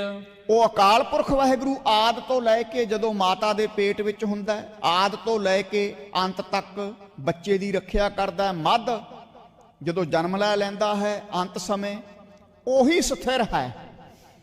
ਦੂਸਰਾ ਇਹਦਾ ਇਹ ਅਰਥ ਹੈ, ਆਦ ਬਚਪਨ, ਮੱਧ ਜਵਾਨੀ, ਅੰਤ ਸਮੇਂ ਬੁਢੇਪੇ 'ਚ ਵੀ ਉਹੀ ਰੱਖਿਆ ਕਰਨ ਵਾਲਾ ਹੈ। ਥੀਰ ਤੋਂ ਭਾਵ ਥਿਰ। ਕਈ ਜਗ੍ਹਾ ਉਰੇ ਵੀਰ ਪਾਠ ਵੀ ਆ ਜਾਂਦਾ ਹੈ। ਵੀਰ, ਆਦ ਅੰਤ ਮੱਧ ਹੋਏ ਰਹਿਆ ਵੀਰ। ਇਹ ਜਿਹੜਾ ਜੇ ਵੀਰ ਪਾਠ ਆ ਜੇ ਨਾ, ਕਈ ਸਰੂਪਾਂ 'ਚ ਦੇਖਿਆ ਤਾਂ ਉੱਥੇ ਵੀਰ ਦਾ ਅਰਥ ਹੈ ਹੇ ਭਾਈ, ਹੇ ਵੀਰ, ਇਹ ਸੁਣੋ ਕਿ ਅਕਾਲ ਪੁਰਖ ਵਾਹਿਗੁਰੂ ਹੀ ਸਦਾ ਰੱਖਿਆ ਕਰਨ ਵਾਲਾ ਹੈ। ਸੁਖ ਸਾਗਰ ਮਹਿ ਰਮਹਿ ਕਬੀਰ।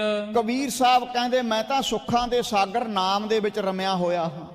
ਸੁੱਖਾਂ ਦੇ ਸਾਗਰ ਅਕਾਲ ਪੁਰਖ ਵਾਹਿਗੁਰੂ ਨੂੰ ਪ੍ਰਾਪਤ ਕਰ ਲਿਆ, ਉਹਦੇ ਵਿੱਚ ਰਮਿਆ ਹੋਇਆ ਹਾਂ। ਇਸ ਕਰਕੇ ਆਓ ਇੱਥੇ ਸਮਾਪਤੀ ਹੈ। ਹਰਿਆਣਾ ਗੁਰਦੁਆਰਾ ਪ੍ਰਬੰਧਕ ਕਮੇਟੀ ਪ੍ਰਧਾਨ ਸਾਹਿਬ ਦਾ ਧੰਨਵਾਦ। ਸਾਡੇ ਬਹੁਤ ਸਤਿਕਾਰਯੋਗ ਸਾਡੇ ਮਿੱਤਰ ਨੇ ਬਾਬਾ ਗੁਰਮੀਤ ਸਿੰਘ ਜੀ ਤਲੋਕੇ ਵਾਲੇ। ਉਹਨਾਂ ਨੇ ਬਚਨ ਕੀਤਾ ਸੀ ਵੀ ਤੁਸੀਂ ਮੰਜੀ ਸਾਹਿਬ ਕਥਾ ਕਰਦੇ ਹੋ, ਦਿੱਲੀ ਵੀ ਕਥਾ ਕਰਦੇ ਹੋ, ਬੰਗਲਾ ਸਾਹਿਬ 1 ਤੇ 2 ਨਵੰਬਰ ਨੂੰ ਜਾਣਾ ਦਿੱਲੀ ਕਥਾ, ਨਾਢਾ ਸਾਹਿਬ ਵੀ ਜ਼ਰੂਰ। ਸੋ ਇੱਥੇ ਬੜਾ ਪਿਆਰ ਮਿਲਿਆ। ਸਾਡੇ ਹੈੱਡ ਗ੍ਰੰਥੀ ਸਾਹਿਬ ਜੀ, ਇਹਨਾਂ ਦਾ ਵੀ ਧੰਨਵਾਦ, ਗੁਰਮੁਖਾਂ ਦਾ, ਸਾਰੀ ਹਰਿਆਣਾ ਪ੍ਰਬੰਧਕ ਕਮੇਟੀ ਦਾ ਧੰਨਵਾਦ। ਕੱਲ ਦਾ ਦਿਨ ਹੋਰ ਆਪਾਂ ਇੱਥੇ ਕਥਾ ਕਰਾਂਗੇ, ਵੱਧ ਚੜ ਕੇ ਆਇਆ ਕਰੋ। ਬਹੁਤ ਵੱਡਾ ਉਪਰਾਲਾ ਹਰਿਆਣਾ ਗੁਰਦੁਆਰਾ ਪ੍ਰਬੰਧਕ ਕਮੇਟੀ ਨੇ ਕੀਤਾ, ਪੂਰੇ ਵਰਲਡ ਵਿੱਚ ਲਾਈਵ ਜਾ ਰਿਹਾ ਹੈ। आओ हुण 2 पंक्तियां पढ़ करके समाप्ति है जी। आद अंत मद होए रहे थीर,